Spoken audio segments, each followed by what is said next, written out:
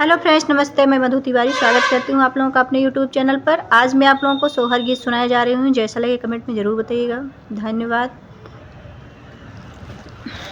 मचिया ही बैठली सासु बाहु आया, रजकार बाहु आया, रजकार हो सासु भोरवाई हो, सासु भोरवा सपन एक देखे, सपन बड़ा सुंदर, सपन बड़ा सुंदर हो सासु भोरवा सपन एक देखे, सपन बड़ा सुंदर, सपन बड़ा सुंदर हो। सासु गंगा ज देखे लहरत जमुना, लोरत जमुना लोरत हो।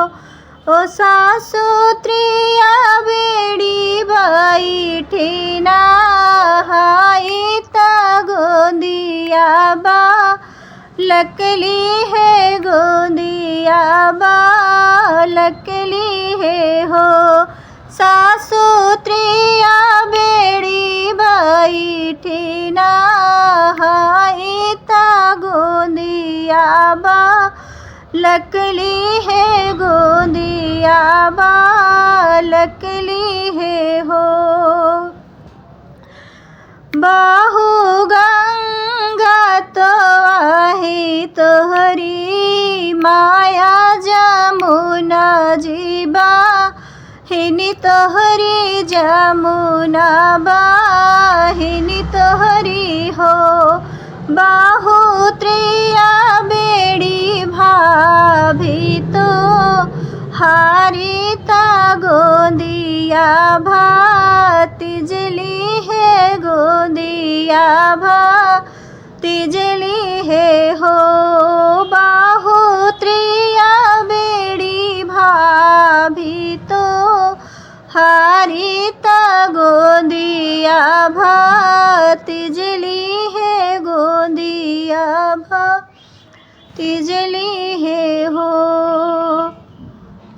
जो मैं जनते गंगा तो वही मोरी माया, ताही मोरी माया ता जमुना बाहिनी मोरी, जमुना बाहिनी मोरी हो।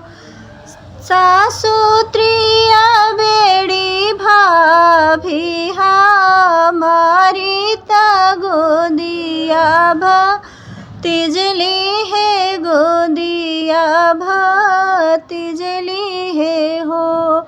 सासु बागिया से फूलवा मांगऊ त्यों त पलना सा, जो त्यों त पलना सा, जो त्यों हो। ओ सासु ही में भतीजे वादुलर त्यों त देखी मन खुश होते, देखी मन खुश होते हो।